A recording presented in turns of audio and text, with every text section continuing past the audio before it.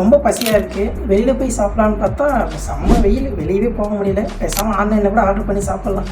Okay, இந்த ரெஸ்டாரண்ட்லாம் பிரியாணி சூப்பராக இருக்குமே. சரி, ஆர்டர் பண்ணியாச்சு.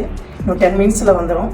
ஸோ அதுக்குள்ளே இந்த ஆன்லைன் ஃபுட் டெலிவரி ஆப்ஸ் அவங்களாம் எப்படி ஒர்க் ஆகுது, அவங்களோட ரெவன்யூ மாடல் என்னன்னு இப்போ நான் டீட்டெயிலாக சொல்லிடுறேன். காலேஜ் படிச்சுட்டு இருக்கும்போது என் ஃப்ரெண்டு எப்பயுமே Zomato ஓட்டிகிட்டு இருப்பான், ஈவினிங்ஸ் வந்து ஓட்டிகிட்டு இருப்பான். ஸோ அப்போலாம் நான் போக மாட்டேன். இந்த சாட்டர்டே சண்டே வந்துச்சுன்னா அப்போ மட்டும் அவங்க கூட போயிட்டு நான் பைக் ஓட்டிகிட்டு இருப்பேன். அவன் வந்து அந்த ஆர்டர்ஸ்லாம் வாங்கிட்டு வந்துட்டு நாங்கள் 2 பேரும் சேர்ந்து போய் கொடுப்போம். அப்போ தான் நிறைய அப்பார்ட்மெண்ட்ஸ்லாம் போய் 10 மாடி 20 மாடி இருக்கும்போதெல்லாம் பார்த்து ரொம்ப ஆச்சரியப்பட்டது. ஸோ உங்களுக்கு இந்த மாதிரி ஏதாவது எக்ஸ்பீரியன்ஸ் இருந்துச்சுன்னா மறக்காமல் சொல்லுங்கள். நமக்கு ஏதாவது ஃபுட்டு வேணும்னா 90% நம்ம ஒரு ஸ்விக்கி ஆர் Zomato, ஸோ இந்த பிளாட்ஃபார்ம்ஸில் தான் நம்ம ஆர்டர் பண்ணுவோம். ஸோ அவங்க தான் online food delivery apps or பிளாட்ஃபார்ம்ஸ்னே சொல்லலாம். அதில் அவங்க ஒரு கேப்பை கண்டுபிடிக்கிறாங்க. அது என்னன்னா, கஸ்டமருக்கும் ரெஸ்டாரண்ட்டுக்கும் இடையில இருக்கிற கேப்பை கண்டுபிடிச்சி ஒரு கஸ்டமருக்கு தேவையான ஃபுட்டு எந்த லொக்கேஷனில் இருந்தாலும் அங்கேருந்து அந்த ரெஸ்டாரண்ட்லேருந்து கொண்டு போய் கொடுக்குறதான் இவங்களோட பிஸ்னஸ் மாடலே. இப்போ ஒரு கஸ்டமர் அவங்க ஒரு ஃபுட்டு ஸ்விக்கிலேயோ ஒரு Zomato ஆர்டர் பண்ணுறாங்கன்னா அது அவங்க ஆர்டர் பண்ணோன்னே அந்த ரெஸ்டாரண்ட்டுக்கே மெசேஜ் போய் டேரெக்டாக அவங்க அதை பார்த்துட்டு ப்ரிப்பேர் பண்ணி வச்சுருவாங்க. தென் அதுக்கப்புறம் ஒரு டெலிவரிங் பார்ட்னர் வருவாங்க. ஸோ அவங்கக்கிட்ட கொடுத்து விட்டாங்கன்னா அந்த லொக்கேஷனில் போய் கஸ்டமர்கிட்ட கொடுத்துருவாங்க. ஸோ இதுதான் மொத்த ஹோல் ப்ராசஸ்.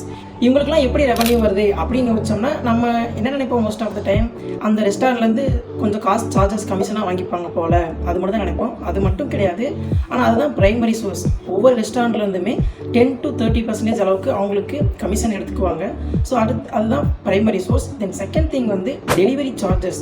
இப்போ ஒரு ஃபங்க்ஷன் டைமில் இல்லை ரொம்ப பீக்கான டைமிங்கில் வந்து நம்ம ஆர்டர் பண்ணோம்னா நார்மலாக இருக்கிற சார்ஜஸோட டெலிவரி சார்ஜஸ்ன்னு சொல்லி கொஞ்சம் எக்ஸ்ட்ரா அப்ளை ஆகும். அதே மாதிரி நம்ம கம்மியான காசுக்கு ஒரு ப்ராடக்டை ஒரு ஃபுட்டை வாங்கினோம்னா அப்போவுமே டெலிவரி சார்ஜ் மட்டும் 30 ரூபா 40 ரூபா எக்ஸ்ட்ரா பண்ணி விட்ருவாங்க. ஸோ அப்போவுமே அந்த டெலிவரி சார்ஜ்லேருந்தும் அவங்களுக்கு ரெவன்யூ வருது. தென் அதே மாதிரி சப்ஸ்கிரிப்ஷன் மாடல் அப்படின்னு ஒன்று இருக்குது. நார்மலாக நம்ம ஹாட்ஸ்டார் அண்ட் நெட்ஃப்ளிக்ஸ் அந்த மாதிரிலாம் நம்ம சப்ஸ்கிரிப்ஷன் பண்ணி வைப்போம்ல, அதே மாதிரி தான் இங்கேயுமே Swiggy one and Zomato gold அந்த மாதிரி சப்ஸ்கிரிப்ஷன் மாடலும் இருக்குது. ஸோ அதுலேருந்துமே அவங்களுக்கு வரும். எதனால் சப்ஸ்கிரைப் பண்ணுவாங்கன்னா, அடிக்கடி ஏதாவது ஆஃபர்ஸ் வரும், அந்த டெலிவரி சார்ஜஸ்லாம் ஃப்ரீயாக இருக்கும், டிஸ்கவுண்ட் கொடுப்பாங்க. ஸோ இதனால தான் நிறையா பேர் அந்த சப்ஸ்கிரிப்ஷன் மாடலையும் சூஸ் பண்ணுறாங்க. இது மட்டும் கிடையாது, இன்னும் 2 ரெவன்யூ சோர்சஸ் இருக்குது. ஒன்று restaurant advertising and cloud kitchens. Restaurant advertising பொறுத்தவரைக்கும் என்னென்னா, இப்போ நான் ஒரு ரெஸ்டாரண்ட் வச்சுருக்கேன்னா என்னோட ரெஸ்டாரண்ட் தான் ஒருத்தவங்க சர்ச் பண்ணாங்கன்னா ஃபஸ்ட்டில் வரணும் அப்படின்னு நான் நினச்சேன்னா, நான் வந்து இந்த ஃபுட் டெலிவரி ஆப்ஸுக்கு கொஞ்சம் காசு கொடுத்து என்னோட ரெஸ்டாரண்ட்டை ப்ரமோட் பண்ணுங்கள்.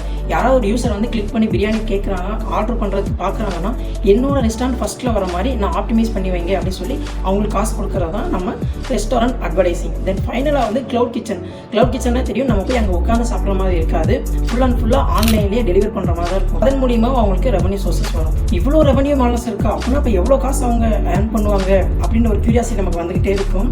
ஸோ லாஸ்ட் இயரோட லாஸ்ட் குவார்ட்டரில் மட்டும் ஸ்விக்கி வந்து அப்ராக்சிமேட்லி 4000 கோடி ரூபாய் எடுத்திருக்காங்க. அதே இதில் Zomato வந்து 5500 கோடி ரூபாய் வரைக்கும் அவங்க ரெவன்யூ எடுத்திருக்காங்க. ஸோ அவங்களுக்கு மந்த்லி 17.1 மில்லியன் டிரான்சாக்ஷன் ஆவரேஜாக ஆகுதுன்னு ஸ்விக்கிலையும் அண்ட் 200 மில்லியன் ஆகுதுன்னு சொல்லி Zomatoலையும் மொத்தமாக சொல்லியிருக்காங்க. இவ்வளோ காசு சம்பாதிக்கிறாங்களா, எல்லாமே அவங்களுக்கு ப்ராஃபிட் தானே அப்படின்னு நம்ம யோசிச்சோம்னா அதுதான் தப்பு. நிறையா அவங்களுக்கு எக்ஸ்பென்சஸ் இருக்குது. ஒவ்வொன்றா சொல்கிறேன். ஃபஸ்ட்டு வந்து அந்த டெலிவரி பார்ட்னர்ஸ் இருக்காங்கல்ல, அவங்களுக்கு வந்து பெர் ஆர்டர் ஃபீஸ்னு இருக்கும். ஒவ்வொரு ஆர்டருக்கும் இவ்வளோ காசு கொடுக்கணுன்னு இருக்கும், அது இருக்கும்.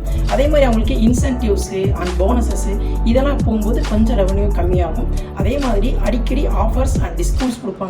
இதனாலேயும் அவங்களோட ரெவன்யூலேருந்து சம் பாயிண்ட் ஆஃப் ருப்பீஸ் வந்து கொஞ்சம் இன்னுமே ரெவன்யூ கொஞ்சம் கம்மியாகும். அது மட்டும் இல்லாமல் நிறையா டெக்னாலஜியில் இன்வெஸ்ட் பண்ணுவாங்க. அவங்களோட ஆப்பை இன்னுமே UI UX அந்த மாதிரி ஒவ்வொன்றையுமே அப்டேட் பண்ணிகிட்டே இருப்பாங்க. நிறையா ஃபீச்சர்ஸ் எல்லாம் இன்க்ளூட் பண்ணுறதுக்கு ட்ரை பண்ணிகிட்டு இருப்பாங்க. கண்டிப்பாக எந்த ஒரு பிஸ்னஸாலுமே மார்க்கெட்டிங் தேவை. அதனால மார்க்கெட்டிங் கேம்பெயினுக்கு வந்து நிறையா ஃபண்டு வந்து அலோகேட் பண்ணுவாங்க. ஸோ என்ன ரீசனுக்காகனா, என் Zomato வந்து நிறையா பீப்புளுக்கு கொண்டு போய் ரீச் ஆகணும், அவங்களுக்கு அட்ராக்ட் ஆகணும். அதன் மூலியமாக இந்த பிளாட்ஃபார்முக்குள்ளேயே இருக்கணும். ஒன்றும் இல்லை, நிறையா பேர் ஸ்விக்கி யூஸ் பண்ணுறாங்களா, Zomato யூஸ் பண்ணுறாங்கன்னு பார்க்கும்போது Zomato யூஸ் பண்ணுவாங்க. ஸோ அவங்க வந்து இந்த மாதிரி இந்த காம்படிஷனை பீட் பண்ணுறதுக்காகவே நிறைய ஆஃபர்ஸு டிஸ்கவுண்ட்ஸ்னு சொல்லி மார்க்கெட்டிங் கேம்பெயின்லேருந்து எல்லாமே ஃபண்டை ரிலீஸ் பண்ணிட்டே இருப்பாங்க. இந்த ரீசன்ஸ்னால தான் அவங்களுக்கு ஈவன் தோ நிறைய ரெவன்யூ ஜென்ரேட் பண்ணாலும் அவங்களால ப்ராஃபிட்டாக அதை கன்வெர்ட் பண்ண முடியல. இவ்வளோ இயர்ஸாக நமக்கு ஸ்விக்கி அண்ட் ஜொமேட்டோனாலே ஒன்லி ஃபுட் டெலிவரி தான் அப்படின்னு நினச்சிட்டு இருந்தோம். ஆனால் இப்போ வந்து அவங்களோட மொத்த பிளாட்ஃபார்மையே டைவர்சிஃபைட் பண்ணிட்டாங்க. அதில் வந்து ஜொமேட்டோ வந்து பிளிங்கிட்டை வச்சு கிராசரிஸ் ஃபுல்லாமே எல்லா டோர் பை டோராக டெலிவரி பண்ணுறாங்க. ஸ்விக்கி மட்டும் சும்மா இருப்பாங்களா, அவங்களுமே ஸ்விக்கி ஜெனி அப்படின்றத வச்சு கிராசரிஸ் மட்டும் இல்லாமல் groceries, courier and meet, so கறியை சேர்த்து அவங்க எல்லாமே டெலிவரி பண்ணுறாங்க. வீட்டை விட்டு எங்கேயுமே வர வேண்டாம், ஃபுல்லாக ஆர்டர் பண்ணிக்கோங்க. என்ன ரீசன்னா ஃபுல்லாக வைட் ரேஞ்ச் ஆஃப் ஆடியன்ஸை ஃபுட்டுக்கு மட்டும் இல்லாமல் எல்லா ப்ராடக்ட்டையும் அவங்களுக்கு தேவையான எல்லாத்தையுமே நம்ம பிளாட்ஃபார்ம்லேருந்தே வாங்கிக்கலாம், கன்வீனியண்ட்டாகவும் இருக்கும் அப்படின்றதுக்காக தான் ஃபுல்லாக டைவர்சிஃபைட் பண்ணி வச்சுட்டாங்க. அப்புறம் ஸ்விக்கி, இன்ஸ்டாமார்ட் அதையும் மறந்துட்டேன்.